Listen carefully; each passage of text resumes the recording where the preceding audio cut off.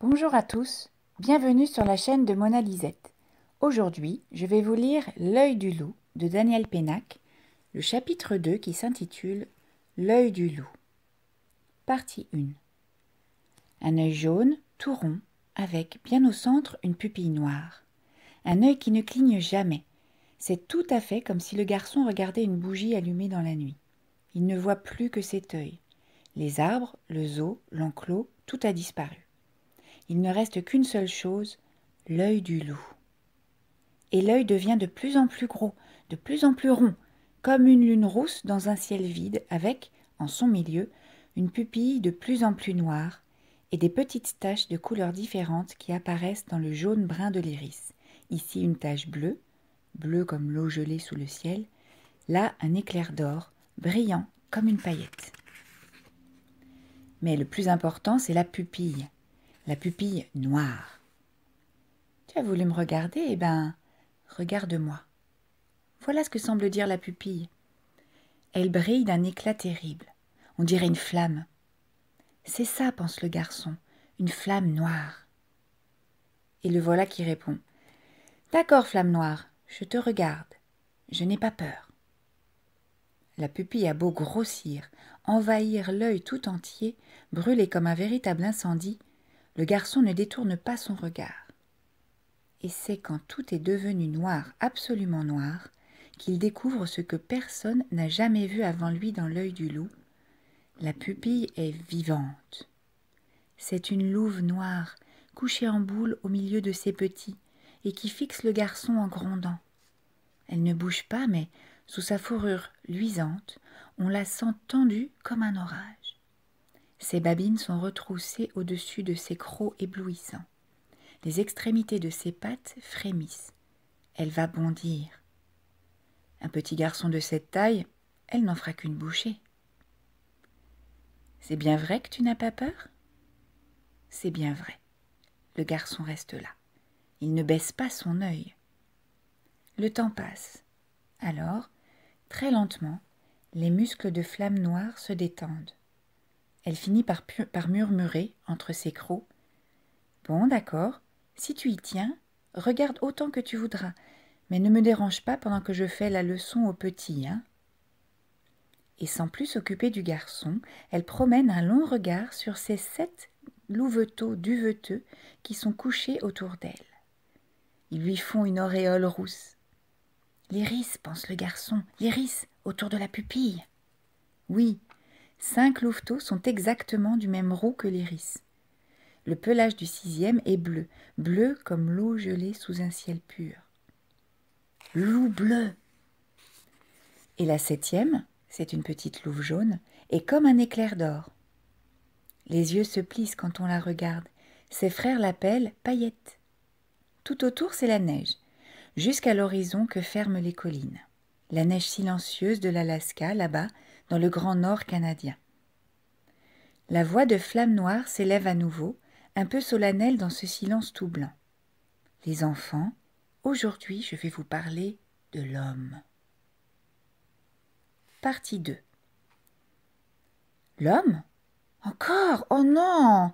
Tu n'arrêtes pas de nous raconter des histoires d'hommes. Il y en a marre. On n'est plus des bébés. Parle-nous des caribous, ou des lapins des neiges, ou de la chasse aux canards. Oui, Flamme Noire, raconte-nous des histoires de chasse. Nous autres, les loups, on est des chasseurs, oui ou non ? Mais ce sont les hurlements de Paillette qui dominent.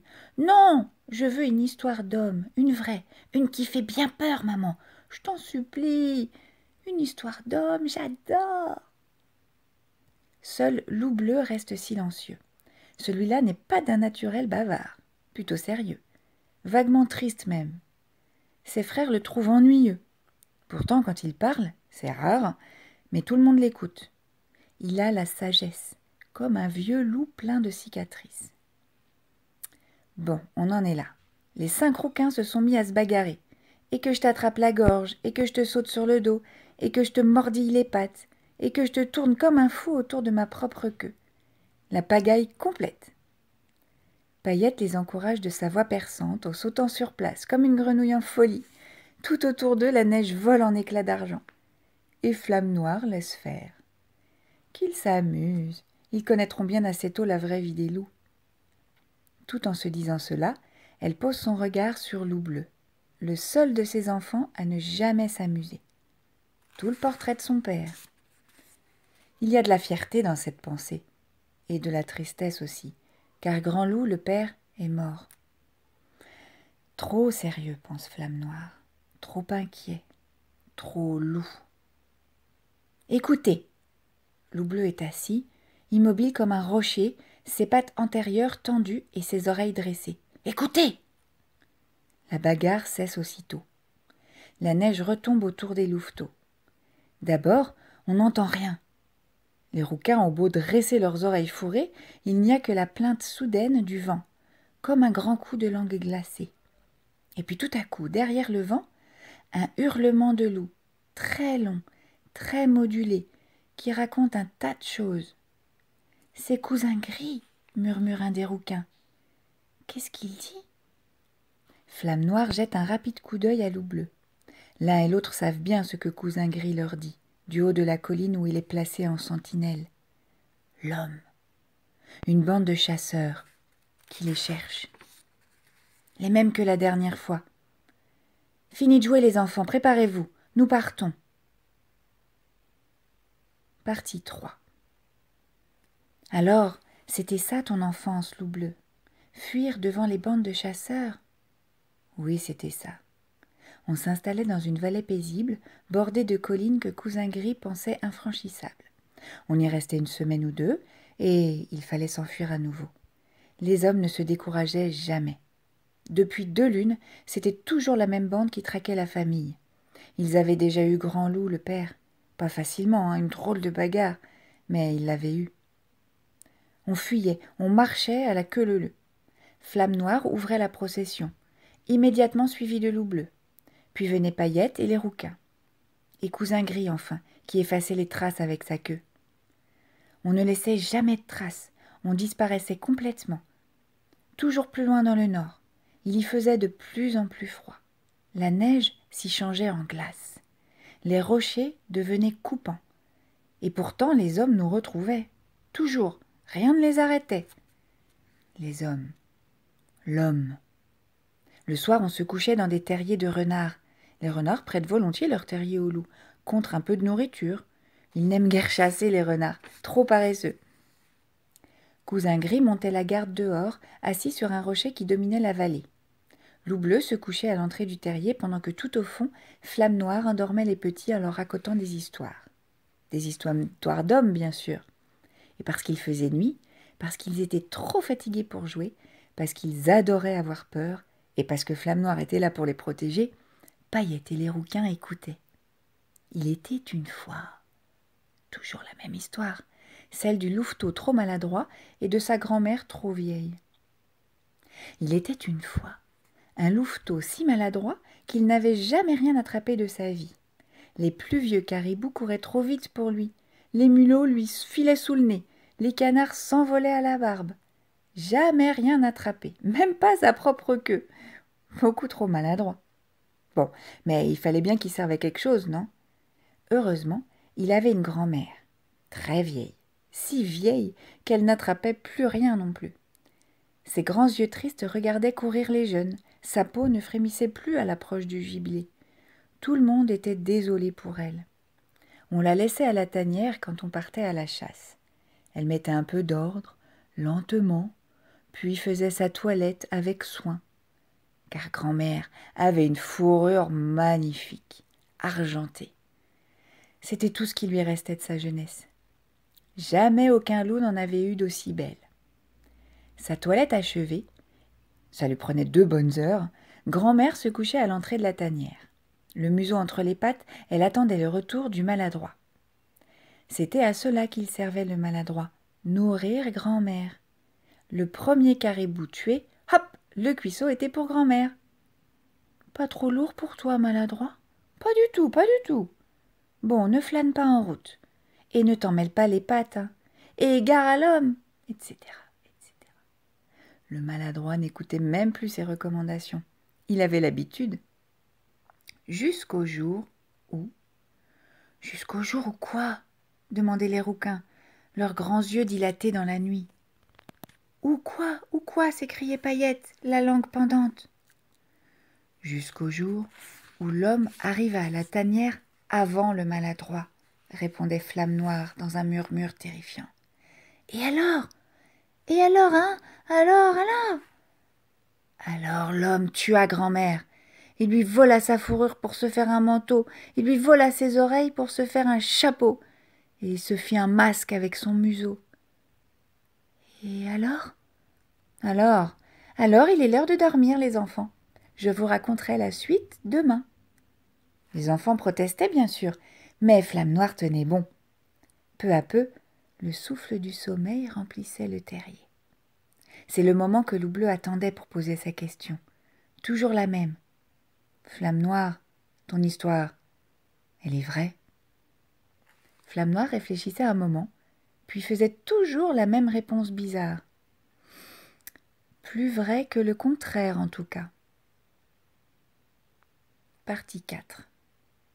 Avec tout ça, les saisons passaient, les enfants grandissaient, devenaient de jeunes loups, de vrais chasseurs, et on n'avait jamais vu d'hommes. Enfin, jamais de près.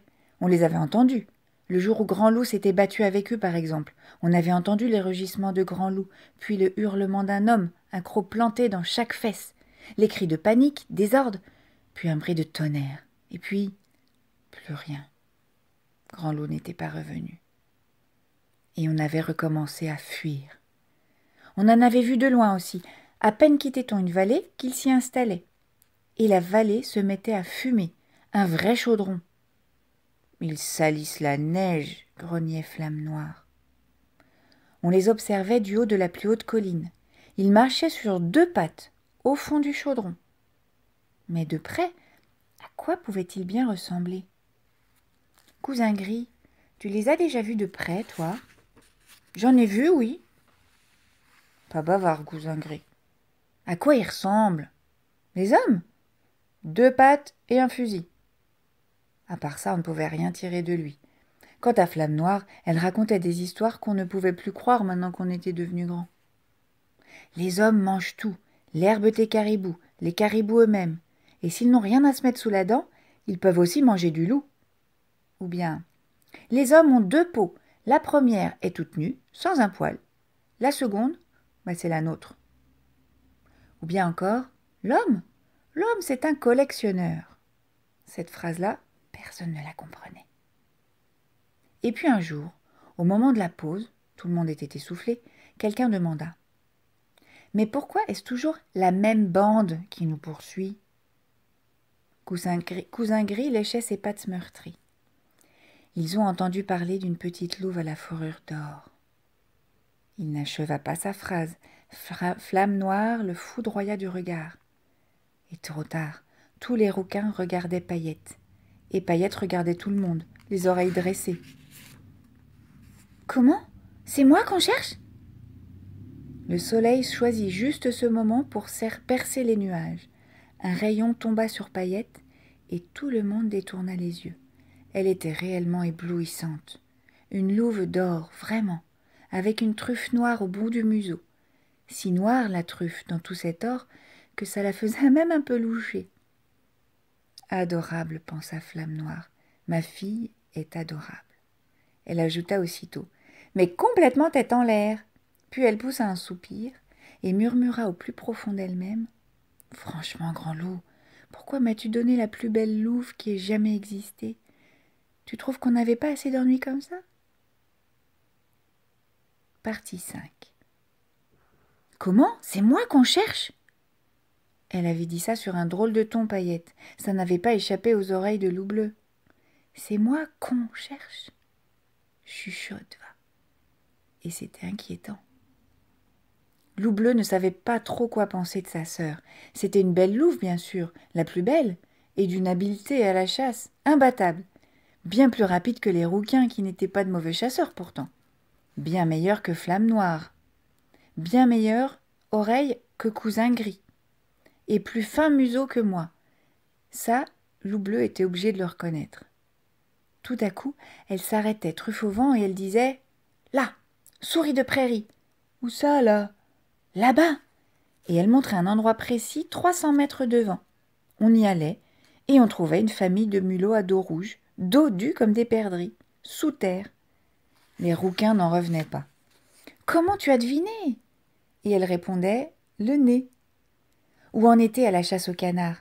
Les rouquins nageaient vers leur proie sans un bruit. Seule leur truffe dépassait. Pas un remous. Pourtant, 9 fois sur 10, les canards s'envolaient sous leur nez. Paillette restait sur la berge, aplatie comme un chat, dans l'herbe jaune. Elle attendait. Les canards s'envolaient lourdement au ras de l'eau. Quand l'un d'eux, toujours le plus gros, passait au-dessus d'elle, hop, un bond et clac. Comment tu réussis ça ? L'œil. Et à la migration des caribous, quand leur harde s'étire sur toute la largeur de la plaine, on grimpait sur la plus haute colline et Paillette disait « Le 6e à droite, à partir du gros rocher. Il est malade. » Les loups ne mangent que les caribous malades, c'est un principe. Malade ? Comment peux-tu en être sûr ? L'oreille. Et elle ajoutait « Écoute, il respire mal. » Elle attrapait même les lièvres polaires, et ça, aucun loup n'avait jamais réussi un coup pareil. Les pattes. Mais à côté de ses exploits, elle ratait des choses incroyablement faciles. Exemple, elle coursait un vieux caribou tout essoufflé, et tout à coup, son attention était attirée par un vol de perdrix des neiges. Elle levait les yeux, s'en mêlait les pattes, se cassait la figure, et on la retrouvait qui se roulait par terre en hurlant de rire, comme un louveteau du premier âge.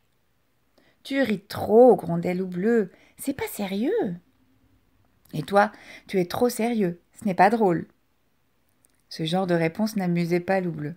« Pourquoi est-ce que tu ris tant, Paillette ?» Elle cessait de rire, regardait Loup Bleu droit dans les yeux et répondait « Parce que je m'ennuie. » Et elle expliquait « Il ne se passe jamais rien dans ce fichu pays, rien qui ne change jamais. » Et elle répétait « Je m'ennuie. » Chapitre 6. Partie 6, pardon. Et bien sûr, à force de s'ennuyer, Paillette voulut voir du nouveau. Elle voulut voir les hommes, de près. Cela se passa une nuit. Ils poursuivaient toujours la famille, la même bande de chasseurs. Ils campaient dans une cuvette herbeuse à 3 heures de la tanière. Paillette sentait l'odeur de leur feu. Elle entendait même le bois sec pétarader. « J'y vais !» se dit-elle. « Je serai de retour avant l'aube. Je verrai bien à quoi ils ressemblent finalement. J'aurai quelque chose à raconter, on s'ennuiera moins. Et puis après tout, puisque c'est moi qu'on cherche. » Elle pensait que c'était de bonnes raisons. Elle y alla. Quand Loup Bleu se réveilla cette nuit-là, une sorte de pressentiment, elle était déjà partie depuis 1 heure. Il devina tout de suite. Elle avait trompé la vigilance de Cousin Gris. Ça aussi, elle savait le faire. Et elle était allée chez les hommes. « Il faut que je la rattrape. » Il ne réussit pas à la rattraper. Quand il arriva au campement des chasseurs, il vit les hommes debout, danser dans la lumière des feux, autour d'un filet accroché à une potence par une grosse corde qui le maintenait fermé. Prise dans le filet, Paillette donnait des coups de croc dans le vide. Sa fourrure lançait de brefs éclairs d'or dans la nuit. Les chiens en folie sautaient sous le filet, leurs mâchoires claquaient. Les hommes hurlaient en dansant. Ils étaient vêtus de peau de loup. Flamme Noire avait raison, pensa Loup Bleu. Et aussitôt, si je coupe la corde, le filet tombera au milieu des chiens et s'ouvrira. Elle est trop rapide pour eux et on s'en tirera. Il fallait sauter par-dessus les feux. Pas drôle pour un loup, mais il fallait le faire, et vite, pas le temps d'avoir peur. La surprise, c'est ma seule chance. Il était déjà dans l'air brûlant, au-dessus des flammes, au-dessus des hommes. Le feu leur faisait des visages très rouges, au-dessus du filet. Il trancha la corde d'un coup de dent et hurla « File, Paillette !» Hommes et chiens regardaient encore en l'air. Paillette hésita. « Excuse-moi, Loup Bleu, Et ce fut la bagarre générale. Loup Bleu envoya 2 chiens dans les flammes. « Va-t'en, Paillette, va-t'en !»« Non, je ne veux pas t'abandonner. » Mais les chiens étaient nombreux. « Va-t'en, je te confie la famille. » Alors, Loup Bleu vit Paillette faire un bond formidable. Puis il entendit des coups de tonnerre. La neige jaillit en petits geysers autour d'elle. Ratée. Elle disparut dans la nuit. Loup Bleu eut à peine le temps de s'en réjouir. Un des hommes, grand comme un ours, dressé devant lui, brandissait à 2 mains une bûche enflammée, et ce fut le choc, comme si la tête de Loup Bleu explosait. Et la nuit, une nuit pleine d'étincelles où il tombait, n'en finissait plus de tomber en tournoyant. Voilà, quand il se réveilla, il n'ouvrit qu'un œil. On ne l'avait pas tué, sa fourrure avait été trop abîmée dans la bataille pour être vendue. Alors, ce fut le zoo, enfin, les os. Il en fit 5 ou 6 dans les 10 années qui suivirent. Sol de ciment et toit de tôle, sol de terre battue et ciel ouvert. Petite cage et gros barreaux, enclos et grillage, la viande qu'on vous lance de loin, les peintures du dimanche, les enfants et les hommes qui ont peur de vous, les saisons qui passent. Tout seul, parmi des animaux inconnus et eux aussi dans des cages. L'homme est un collectionneur. Il comprenait maintenant la phrase de Flamme Noire. Tout seul, jusqu'au jour où on introduisit une louve dans sa cage. D'abord, Loup Bleu n'en fut pas trop content. Il avait pris l'habitude de la solitude. Il préférait ses souvenirs à une compagnie. La louve posait un tas de questions. « Comment t'appelles-tu » Elle avait un pelage gris et un museau presque blanc. « D'où viens-tu » Le bout de ses pattes aussi était blanc. « Il y a longtemps qu'ils t'ont pris » On dirait une perdrix des neiges. « D'accord, dit la louve. Tais-toi si tu veux, mais je te préviens. Dès que toi, tu me poseras une question, moi j'y répondrai. » Le genre de truc qu'aurait pu me dire Paillette, pensa le loup. Alors il demanda. « Et toi, d'où tu viens ?»« Du Grand Nord. »« C'est grand, le Grand Nord. Je viens des Barren Lands, dans l'Arctique. » Loup Bleu cessa de respirer. « Les Barren Lands ?» C'est ainsi que les hommes appelaient la terre où ils l'avaient capturée. Il entendit nettement son cœur battre dans sa poitrine. « Les Barren Lands ? Dis-moi, est-ce que tu connais... » « Je connais tout le monde là-bas. Une petite louve à la fourrure d'or, tu connais ? Paillette, la fille de Flamme Noire et de Grand Loup, bien sûr que je la connais. Mais d'abord, ce n'est pas une petite louve. Elle est immense, plus grande que les plus grands loups. Et ensuite, elle n'a pas de fourrure d'or. » « Pas de fourrure d'or. Qu'est-ce que c'est que cette histoire ?»« C'est pas une histoire, je ne mens jamais. Elle avait une fourrure d'or, c'est vrai. Mais elle ne l'a plus. Elle s'est éteinte. » « Éteinte ?»« Parfaitement. Une nuit, elle est partie avec un de ses frères. Personne n'a jamais su pour où. Et le matin, elle est revenue seule. Et sa fourrure s'était éteinte. Elle ne brillait plus au soleil. Jaune paille. On dit qu'elle porte le deuil de son frère. » « On dit ça ? On dit des tas de choses sur elle, et tout ce qu'on dit est vrai. Je la connais bien. On dit que les loups n'ont jamais eu peur, n'ont jamais eu de meilleurs chasseurs. Et ça, c'est vrai. On dit que ni elle ni les siens ne se feront jamais attraper par les hommes. Et ça, c'est vrai. « Qu'est-ce que tu en sais ?» demanda Loup Bleu, qui sentait une grosse boule de fierté gonfler dans sa poitrine. Alors Perdrix raconta. C'était en été. 3 familles de loups s'étaient rassemblées autour d'un étang où les canards pullulaient. Parmi elles, la famille de Paillette et celle de Perdrix. Tous à l'affût, silencieux. Quand tout à coup, flop, flop, flop, un battement de l'air au-dessus d'eux, qu'ils reconnaissaient tous. L'hélicoptère. Oui, ils se sont mis à nous chasser avec des hélicoptères maintenant. Et bam, bam, les premiers coups de feu. Panique générale. Les loups s'enfuyaient de tous côtés, comme s'ils étaient dispersés par le vent des hélices. Heureusement, les chasseurs tiraient mal. C'étaient des amateurs, dès qu'ils chassent pour se distraire. Du coup, voilà l'hélicoptère qui descend, de plus en plus près. L'herbe se couchait sous lui. Mais dans l'herbe, justement, il y avait Paillette, impossible à repérer, la même couleur exactement. Et tout à coup, un bond, hop, la jambe du pilote, clac, l'hélicoptère qui remonte, qui fait une drôle de pirouette, et plouf, au milieu de l'étang. Perdrix s'était alors précipité vers Paillette. « Comment as-tu réussi ça, Paillette ? Dis, comment ?» Et tu sais ce qu'elle m'a répondu ? « L'œil. »« Oh, comment le sais-tu ?»« Je t'expliquerai. Raconte la suite. » « Oui, la suite. Bon, alors voilà l'hélicoptère au milieu de l'étang.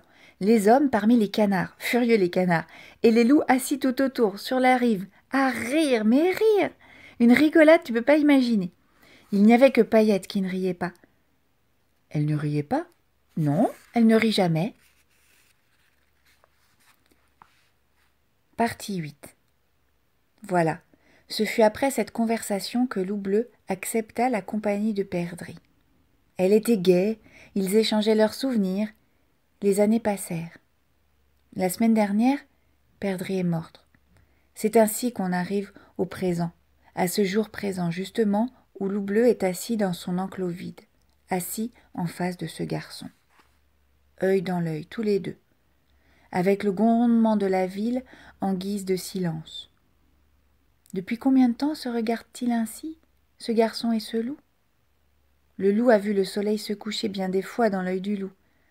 Non pas le froid soleil de l'Alaska, celui-là, avec sa lumière si pâle, on ne sait jamais s'il se couche ou s'il se lève. Non, le soleil d'ici, le soleil du zoo qui disparaît chaque soir quand les visiteurs s'en vont.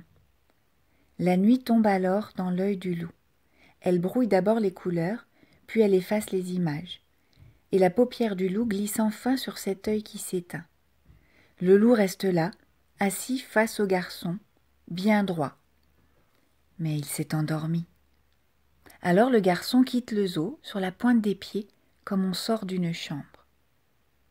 Mais tous les matins, lorsque Flamme Noire, Cousin Gris, les rouquins, Paillette et Perdrix se réveillent dans l'œil du loup, le garçon est là, debout devant l'enclos, immobile, attentif. Le loup est content de le revoir. Bientôt, tu sauras tout de moi. Le loup rassemble maintenant ses plus petits souvenirs, tous ses jardins zoologiques, tous ces animaux de rencontre, prisonniers comme lui, si tristes, tous ces visages d'hommes qu'il faisait semblant de ne pas regarder, pas très gais eux non plus, les nuages des saisons qui passent, la dernière feuille de son arbre qui tombe, le dernier regard de Perdrix le jour où il décida de ne plus toucher à sa viande. Jusqu'à ce moment précis où se présente le tout dernier souvenir de Loup Bleu. C'est l'arrivée de ce garçon, justement, devant son enclos, un matin, au début de l'hiver. Oui, mon dernier souvenir, c'est toi. C'est vrai, le garçon voit sa propre image apparaître dans l'œil du loup. Ce que tu as pu m'agacer au début. Le garçon se voit, debout dans cet œil tout rond, immobile, comme un arbre gelé. Je me disais, mais qu'est-ce qu'il me veut? N'a jamais vu de loup ou quoi? La respiration du garçon fait de la buée blanche dans l'œil du loup. Je me disais, il se lassera avant moi, je suis plus patient que lui, je suis le loup. Mais dans l'œil du loup, le garçon n'a pas l'air de vouloir s'en aller. J'étais furieux, tu sais. En effet, la pupille du loup se rétrécit et s'élance comme une flamme autour de l'image du garçon. Et puis, tu as fermé ton œil. Vraiment gentil, ça. Tout est calme maintenant. Il se met à neiger doucement sur ce loup et sur ce garçon. Les derniers flocons de l'hiver. Mais toi, qui es-tu, toi? Hein? Qui es-tu? Et d'abord, comment t'appelle-t-on?